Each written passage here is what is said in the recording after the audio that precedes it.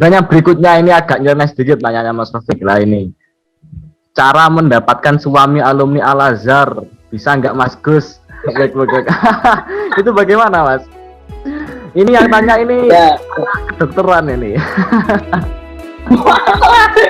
di saat mereka pulang ke Indonesia pasti ya yang akan dilakukan pertama kali biasanya adalah menikah.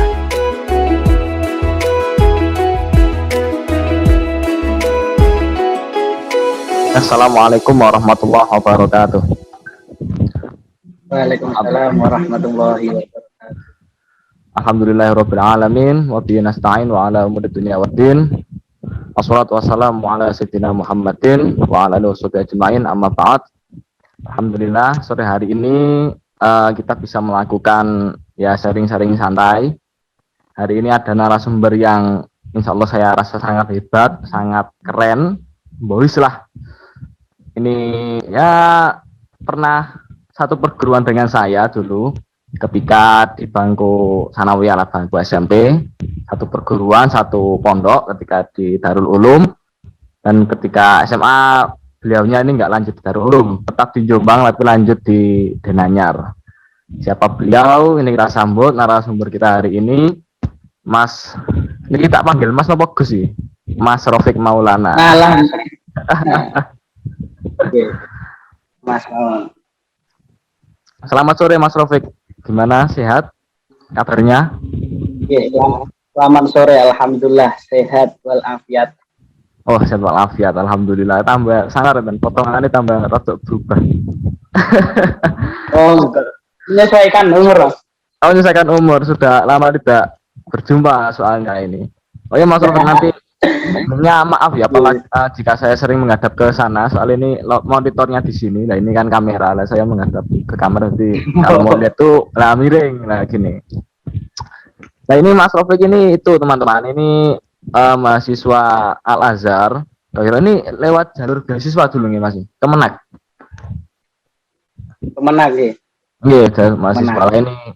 Mungkin kan juga banyak dari teman-teman kita juga di sini yang ingin bernasib sama, mendapatkan pengalaman belajar yang sangat luar biasa, bisa ke luar negeri lah. So, keren pol ini Mas Rafiq, biar sangat biasa lagi sana Al Azhar. Oke, mungkin gini aja Mas Rafiq, apa ya seperti kita pengalaman lah, kan ini memang berhubungan dengan pengalaman. Kok bisa tiba-tiba kok ke Al Azhar, itu cerita awal mulanya itu bagaimana? Kan dulu juga ketika satu sekolah dengan saya kan juga nggak kepikiran kalau Mas Rafiq mau ke Al Azhar. Nah, ini mungkin memang dari dulu atau bagaimana, bisa diceritakan dari awal. Pripun Mas Rafiq? Iya. Pripun Mas Mangga? Cerita. Ya. Jadi saya tuh sejak dulu, ya mungkin benar, sejak di bangku SMP sudah ada keinginan untuk belajar ke Al Azhar. Ya, ada salah satu hal yang sebenarnya menjadi titik pokok utama saya ingin melanjutkan pelajaran ke Al Azhar. Jadi pertama kali itu kita tahu novelis siapa, Habibur Rahman El-Shirazi. Dia itu punya buku yang menggambarkan tentang tokoh seorang yang bernama Fahri. Nah, itu saya membaca novel beliau menjadi terpikirkan ada mengikuti pembelajaran atau meneruskan kuliah di Al Azhar.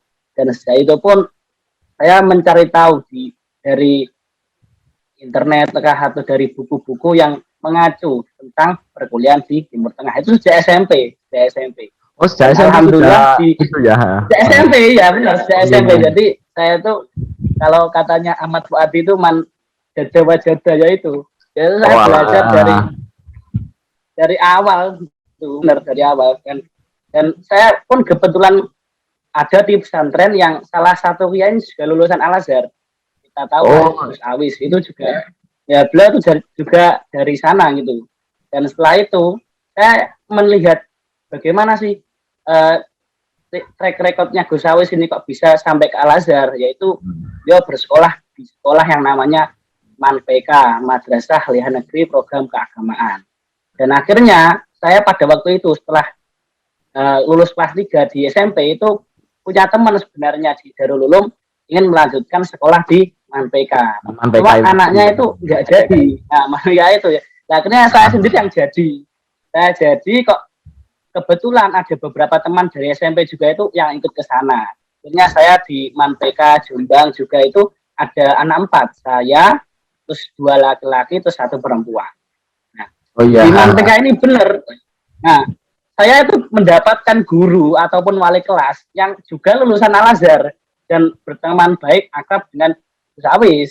Nah, dari situ Klop berarti Mas ya. saya itu ya sangat klop benar. Nah, itu mendapatkan kayak sudah jalan lebar itu untuk menuju ke Al-Azhar. Jadi setiap hari itu kami dimotivasi dan diberi pelajaran yang sekiranya bisa untuk muadalah dengan Universitas Al-Azhar. Jadi semua pelajarannya itu mulai dari kitab, dari bahasa itu juga Pembiasaannya dikatakan gitu Mas ya. seperti halnya, nah pembiasaan juga itu di asrama di pondok itu seperti itu. Jadi kami ya kayak gontor gitu, ada boarding schoolnya. Jadi menggunakan bahasa Arab juga maknanya kitab. Jadi disaklop semuanya gitu.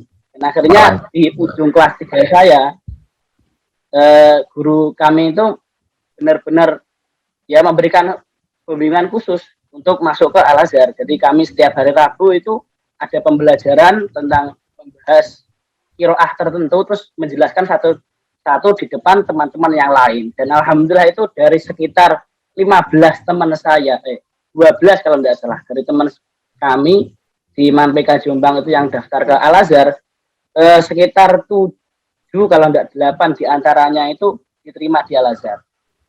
Alhamdulillah, banyak berarti. Sudah dari usahanya itu Mas. Jadi sebelumnya bagi yang belum tahu Gus Awis itu tadi apa? Kayak Jafifuddin Dimyati, ya mungkin sudah banyak kenal kan kemarin jadi Katib Surya ya. Ya, Mas Rafiq. Katib Surya PBN. Katib Surya PBN.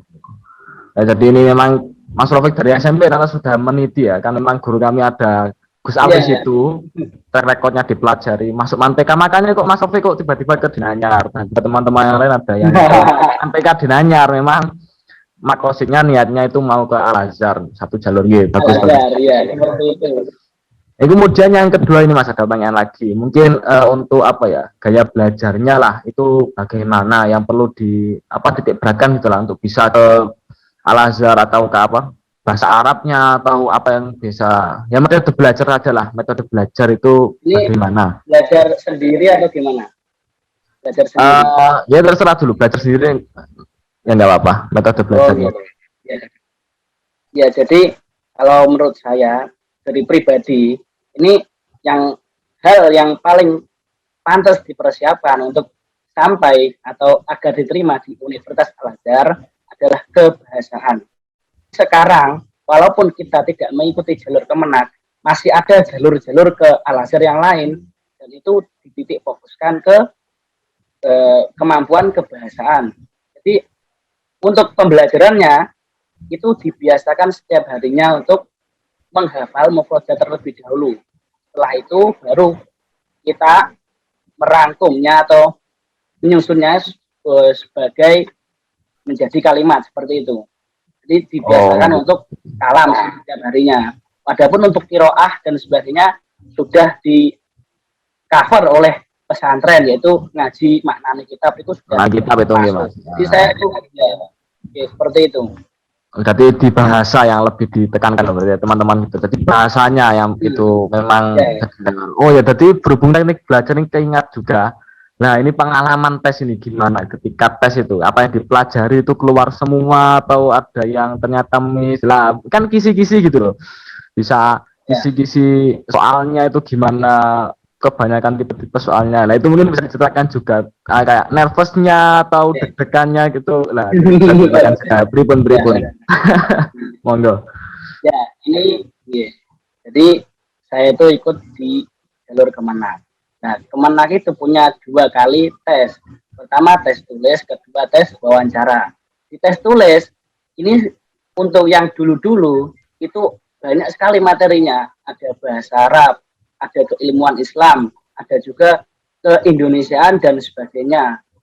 Akan tetapi di waktu saya ini dikhususkan kepada bahasa Arab saja. Makanya tadi saya bilang apapun jalur ke Al-Azhar itu pasti menekankan kepada kemampuan berbahasa Arab seperti itu. Nah, Ya bahasa Arab khususnya itu. Nah akan tetapi saya itu soalnya bahasa Arab semua dan saya kan belajar dari beberapa buku yang memang dipersiapkan untuk ke Al-Azhar seperti halnya kalau di Indonesia kan ada buku King, SBMPTN dan sebagainya itu. Nah itu ada juga untuk kuliah di luar negeri khususnya di Timur Tengah. Oh, ada Saya juga gitu belajar Mas. dari situ. Ada juga, ya benar ada juga. Itu di Shopee ada nggak Mas? Oh, kalau di Shopee belum ada. Oh, belum ada. Ada Iya. cuma kadang itu ya cetakan yang sudah lama, tidak ada yang terbaru. Nah, untuk kemarin tuh saya menggunakan buku yang diterbitkan dari Markas Arabiyah atau Muhammad Biyah Institute di Gresik itu ada salah satu tutor yang membuat saya buku spesialis untuk melanjutkan pelajaran atau ya, perkuliahan di Timur Tengah. Nah, dari buku itu kisi-kisi soal yang ada yang diberikan kepada para calon mahasiswa itu hampir sama, cuma dititik beratkan di kiroah atau pemahaman makna-makna dari setiap kata bahasa Arab. Jadi kita harus tahu yaitu murodif kalimat ataupun jamaknya ini apa, jamaknya lafaz ini apa, mufradnya gimana. Itu yang paling susah saya di situ. Untuk masalah qawaid itu pasti anak pesantren semuanya bisa karena sudah belajar ya jurumiyah, imriti dan mungkin ada yang alfiah ya.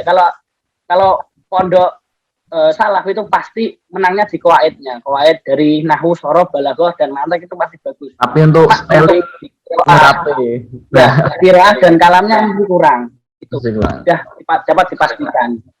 Oke, Nah, terus yang kedua di tes yang kedua itu adalah wawancara. Wawancara pertama mengenai kebinekaan atau kebangsaan Indonesia. Jadi kita akan ditanya mengenai bagaimana pendapat kamu tentang Pancasila, bagaimana tentang wacana Quran dan Pancasila itu mana yang lebih baik atau gimana itu, saya lupa itu. Wacana milih Quran atau Pancasila seperti itu. Oh, kayak gitu ya. Yang kedua ya benar, berarti kita itu dilatih bagaimana secara mencintai Indonesia dalam hal apapun. Terus yang kedua di wawancara itu ada hafalan Al-Quran dan membaca kitab. Pas kami waktu itu kitabnya nggak gemen-gemen, nggak ecek-ecek apa itu? Yang kalau yang dulunya Fathul Qorib, sekarang itu tafsir Murah Labid kalau nggak salah. Tafsirnya Imam Nawawi, kalau bukan Syekh Nawawi saya lupa. Itu sangat susah ya, sangat susah dan sangat sulit. Jadi memang waktu itu Mas. Murah Labid kalau nggak salah. Tapi kok kebetulan di pesantren dekat rumah saya itu yang ayah saya dulu termasuk salah satu santri utamanya itu mengaji kitab itu, dan saya juga baru tahu setelah ada tes wawancara itu.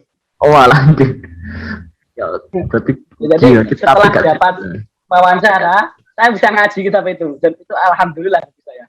Alhamdulillah, ya. Terus kan hafalan Quran. Nah untuk hafalan Quran ini minimal dipersiapkan 2 juz 1 dan juz 2. Adapun lebih ataupun sampai 30 juz itu mungkin menjadi nilai tambahan. Tapi yang terpenting adalah bisa menjawab pertanyaan yang disampaikan oleh pewawancara tersebut. Jadi bilang 2, kalau diberi kasih pertanyaan terus bisa jawab semuanya, nilainya pasti juga bagus. Seperti itu. Itu yang Quran itu seperti sambung ayat atau gimana Mas yang wawancara? Ya, sambung ayat. Sambung ayat. Kebanyakan saya wawancara Al-Quran sambung ayat. Berarti harus disiapkan Qurannya juga gitu. Boleh. Juz 1 dan juz 2. Harus ngelontok juz 1 dan juz 2 minimal. Terus untuk nervous-nervousnya itu gimana Mas? Apakah ada atau gimana?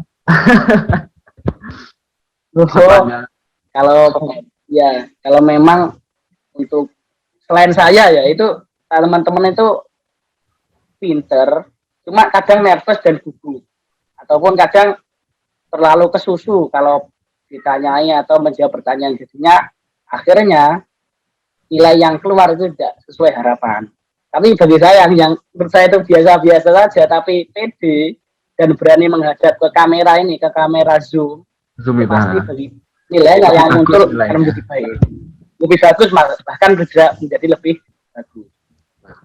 Itu. Tapi nervous ini juga nervous ini, ya, cukup. kunci juga. Dari beasiswa Kemenag. Oke, lah ini yang ini pertanyaan dari saya sebelum ke pertanyaan apa teman-teman lain yang ada di Instagram. Ini pertanyaan yang tertulis yang terakhir apa? Di samping belajar kan memang perlu ya. Tanpa belajar kan nggak mungkin bisa terima di Al-Azhar lah. Ini yang di balik layar lah, amalan atau wiritan ini mungkin ada seperti rekomendasi lah gitu apa yang diamalkan Mas Rofik sebelum itu tes, ketika tes itu gimana, mungkin ada dari kiainya disuruh gimana, itu gimana Mas Rofik? Pastinya ada toh kayak gini-gini ya. Jadi ya benar, memang ada. Jadi sedikit cerita atau tahadus hikmah ini ya. Jadi saya itu sebelum 3 bulan sebelum pendaftaran ke Al-Azhar itu hati itu kacau dan sangat kacau. Saya ini mau meneruskan kemana itu. Padahal saya sudah punya keinginan untuk Al-Azhar, cuma ditabrakkan oleh keinginan orang tua yang takut anaknya ini belajar jauh-jauh. Nah, setelah itu saya banyak sekali menghadiri majelis guru-guru kami di Denanyar. Nah itu, saya nggak tahu ya kenapa kalau saya tuh punya masalah dan berangkat ke majelis kiai saya di Denanyar itu seakan-akan isi hati saya dijawab beliau secara langsung tanpa perlu saya utarakan itu. Nah itu. Nah terus adapun untuk amalan itu yang saya istiqomahin dulu itu pertama membaca sholawat. Ini yang pernah dibiasakan oleh Kiai Imam Haromen, yaitu salah satu kiai di Denanyar yang mendapat ijazah dari Kiai Mahros Ali Lirboyo untuk membaca sholawat selama sejumlah 1000 kali dalam sehari. Kalau bisa diistiqomahkan itu pasti akan mendapatkan hajat itu terkabul itu. Hajatnya bisa terkabul. Iya, sholawat. Berarti ini ya itu sholawat. Ada punya address ya. Oke ya Rofik, terima kasih. Ini dari saya sendiri sudah terjawab. Nah ini ada pertanyaan dari teman-teman ini. Ini tadi yang pertama sudah terjawab mungkin ya, untuk beasiswa buat belajar Al-Azhar itu sudah dijawab. Jadi Mas Rofik ini lewat jalur Kemenag. Sebenarnya ada banyak jalur lagi lah ya. Jalur yang lain tuh mungkin apa saja Mas Rofik, kalau semisal sampean tahu apa selain Kemenagnya beasiswa? Ada, intinya itu ada 4 jalur ke Al-Azhar. Pertama yaitu Kemenag sendiri. Khusus bagi Kemenag ini bisa menerima banyak camaba atau calon mahasiswa baru. Sekitar 1.500 itu kemarin angkatan saya. Jadi Gontor. Ya, 1.500. Terus yang kedua adalah Gontor. Gontor ini jadi khusus untuk santri Gontor. Jadi ada wewenang tersendiri dari Gen Syekh Al-Azhar untuk memberikan beasiswanya terhadap santri-santri Gontor. Terus yang kedua, yang ketiga itu beasiswa kedubes Mesir di Indonesia. Ini jumlah kuotanya sekitar 20. Dan terakhir ada kuota dari PBNU. PBNU ini juga membuka beasiswa setelah adanya pertemuan dan relasi antara PBNU dengan Al-Azhar. Akhirnya PBNU mendapatkan kuota 30 mahasiswa untuk berkuliah di Al-Azhar. Seperti itu untuk secara gambar umumnya. Adapun yang lain sebenarnya masih banyak yang masih banyak lagi. Ya, yang tidak umum. Oh ya, tadi itu tadi yang memang lembaga formal Mas, yang ditangani lembaga formal tadi ada 4 yang formal. Belum yang swasta dan lain-lain, mungkin bisa dicari sendiri lah. Dan yang berikutnya ini agak nyeleneh sedikit nanyanya Mas Rofik lah ini. Cara mendapatkan suami alumni Al-Azhar, bisa nggak Mas Gus? Itu bagaimana Mas? Ini yang tanya ini ya, anak kedokteran ini. Apakah Mas Rofik atau bagaimana? Ya, jadi kami itu para mahasiswa atau para santri Mesir itu punya slogan tersendiri. Jadi taufik, wan najah, wan nikah. Jadi setelah adanya kecocokan dari Allah itu taufik, terus mendapatkan najah itu lulus di S1, pasti mereka akan nikah. Jadi di saat mereka pulang ke Indonesia pasti ya yang akan dilakukan pertama kali biasanya adalah menikah. Dan itu pun terjadi pada putra menantu Yai Khalil, guru saya itu di Darul Ulum, itu Gus Izzuddin itu juga alumni Al Azhar. Setelah menamatkan studi S1 di sana, akhirnya beliau menikah dengan putri Yai Khalil yang terakhir. Jadi untuk mendapatkan suami mahasiswa Al Azhar itu sangat gampang menurut saya. Cuma ya Sangat gampang, Mas. mau apa enggaknya itu ya sangat gampang soalnya banyak sekali mahasiswa ya mahasiswa Al Azhar di Indonesia itu sangat banyak sekali. Jadi pokok mau ya jadi insya Allah. Oh, insya Allah, insya Allah banyak lah. Ini mungkin nanti bisa lah. Ini juga ini Mbak Dokteran ya. Nanti bila mau nanti tak kabari ke Mas Rofik ini. Barangkali ada teman atau mungkin Mas Rofik sendiri ini mau gitu. Lanjut. Nah ini pertanyaan ketiga. Ini Mas Rofik kan memang seangkatan dengan saya ya. Sebenarnya belum ke sana, tapi ini pertanyaannya ya nggak apa-apa lah. Saya tanyakan saja barangkali tahu. Ini pengen tahu tinggalnya di mana ya. Terus rata-rata mahasiswa sana lah ini. Tinggalnya mahasiswa sana itu rata-rata di mana? Apakah harus di asrama atau ada kos? Lah ini bagaimana Mas untuk yang di sana? Oh iya. Ya benar. Ini memang kami para mahasiswa baru itu sudah mendapatkan training dari senior ataupun dari travel yang memberangkatkan kami ke Mesir. Nah, untuk yang mendapatkan beasiswa secara full itu akan mendapatkan fasilitas fasilitas asrama yang disebut Madinatul Bu'us, yaitu desa para utusan. Jadi utusan dari tiap negara untuk Al Azhar. Yang mendapatkan beasiswa full. Itu jumlahnya seluruh Indonesia setiap tahun biasanya berjumlah 200. Nah, adapun lebih dari itu, mereka akan tinggal di rumah-rumah ataupun apartemen-apartemen yang kami sebut imaroh, yaitu imaroh atau funduk. Nah, imaroh lah. Kalau funduk kan hotel, imaroh ini apartemen, itu kayak kos-kosan yang tiap bulan tuh kita membayar iurannya dan sekaligus dengan iuran listrik dan air. Biasanya seperti itu. Dan untuk tempat tinggal yang sering dihuni oleh mahasiswa Indonesia yang kami sebut masisir itu di dua tempat. Pertama di Darosah, Kabupaten Darosah. Kalau saya kabupaten namanya. Itu kabupaten gitu. Kalau ya Kabupaten Darosah. Terus yang kedua itu namanya Nasr City. Nasr City dan Darosah. Nah, Darosah ini tempat di mana Universitas Al Azhar itu berdiri. Adapun untuk Nasr City itu di sebelahnya agak jauh. Jadi walaupun agak jauh mereka akan menemukan itu transportasi untuk menuju ke universitas itu pasti ada. Jadi ada plus minusnya di antara dua tempat ini. Dan kebanyakan mahasiswa yang sangat sergap sinau, yang dia sergap belajar itu pasti di Darosah. Oh, pasti di Darosah. Ya, dekat dengan kuliah, ya dekat dengan kuliah, dekat dengan masjid yang notabene masjid ini digunakan untuk taklim atau pembelajaran.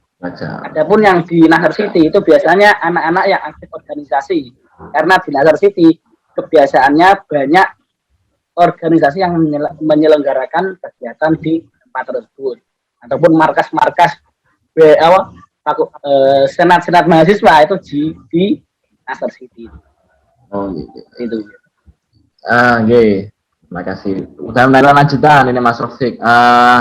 Ini mungkin seperti tokoh yang diidolakan ya, Grand Sheikh-nya yang di Al Azhar itu siapa yang diidolakan oleh Mas Rofik? Nah, ini siapa Mas?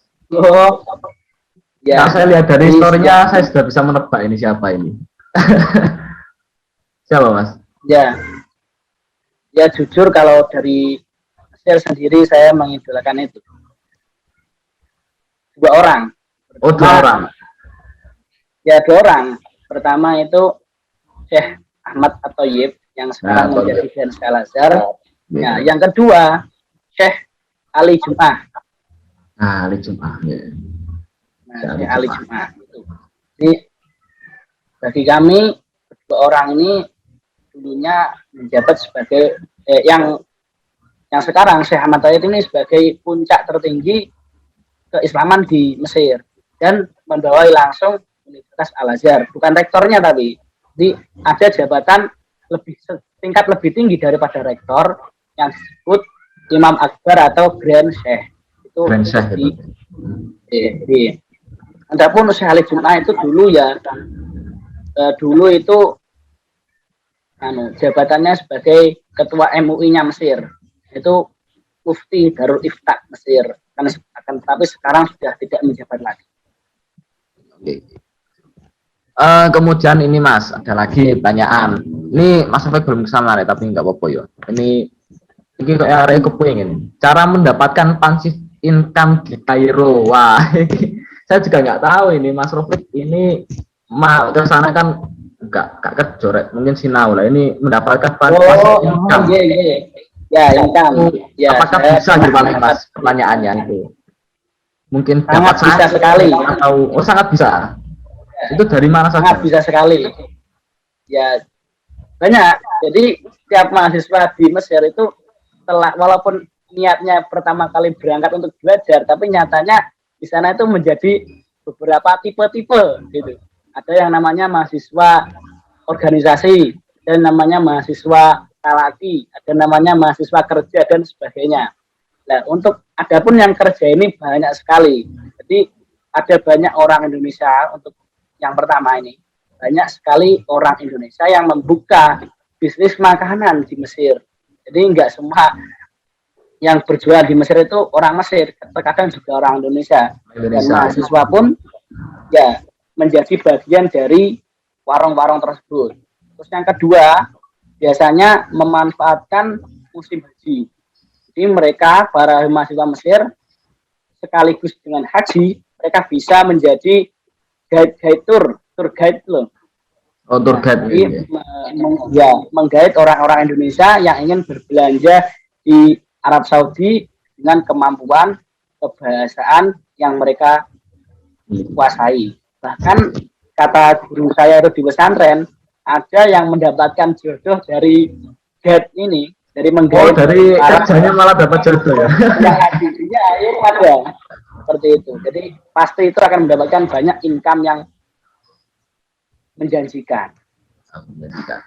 Berarti ini sangat bisa ya. Jadi di Kairo itu tidak hanya belajar saja ternyata ya. Indonesia gitulah. Jadi perkara yang mau organisasi juga bisa, yang ingin kerja juga bisa. Jadi tidak hanya pengalaman belajar saja yang didapatkan di belajar di Al-Azhar. Bahkan istri pun juga bisa dengan bekerja itu tadi ya. Iya. Bisa sekali. Ini mungkin juga karena durasi Mas Taufik ini mungkin bisa habis ini bisa kita akhiri. Mungkin ada quotes kata-kata dari Mas Taufik. Nah, quotes lah, kata-kata indah dari Mas Taufik. Sudah dipersiapkan atau pripun atau masih mencari-cari? Ya, saya itu enggak neko-neko. Masih muda, gunakan waktu untuk memperbaiki diri. Anda pun cita-cita itu keputusan Allah. Haitsu Allah. Jadi berdirilah kamu sesuai Allah mendirikan kamu. Itu seperti itu yang saya dalami selama ini. Haitsu Allah. Yang penting sekarang usaha. Adapun nanti itu terserah Allah. Tapi kita harus juga punya wacana. Jadi rencanakan citamu, citakan rencanamu. Itu punya teman saya. Itu rencanakan citamu, citakan rencanamu. Jadi orang yang tidak memiliki wacana dalam kesuksesannya, berarti dia telah merencanakan untuk kegagalan dirinya sendiri. Seperti itu. Ini cukup bagus kata-kata. Tapi yang paling mengena tadi itu ya yang taufik warna jahwan nikah, itu yang paling mengena pada diri saya. Motivasi ya, memang benar. Ya, untuk waktunya kepada Mas Taufik ini sangat terima kasih dari saya, terima kasih dari teman-teman lain juga, mungkin juga ucapkan terima kasih. Salam terima kasih pada Mas Taufik, dan barangkali yang mau bertanya tapi nggak sempet, nanti bisa apa namanya, kontak via apa ini, via Instagram atau gimana Mas Taufik? Ya, pertama bisa di MIG, ya bisa di MIG, terus kalau nanti diupload ke YouTube bisa taruh nomor WA saya. Nanti Oh, nomor nomor WA. WA saya. Jadi nanti ya saya punya sebuah file PDF yang ya kayak tour guide tentang Al Azhar dan Mesir. Nanti akan Oh, saya share ke iya. teman-teman yang ingin mau belajar di Al Azhar. Oke, berarti yang mau ke Al Azhar nih tiket mahal ini di share sak DFV nanti ya. Nanti insya Allah nanti saya share juga untuk nomor teleponnya. Nggih. Nggih pun terima kasih atas kehadirannya Mas Rafiq. Jazakallah khairan katsira. Nggih pun saya tutup forum sore hari ini. Terima kasih banyak. Wallahul muwaffiq ila aqwamit thoriq. Wassalamualaikum warahmatullahi wabarakatuh. Waalaikumsalam warahmatullahi wabarakatuh. Nggih, matur suwun singkatan Mas Rafiq.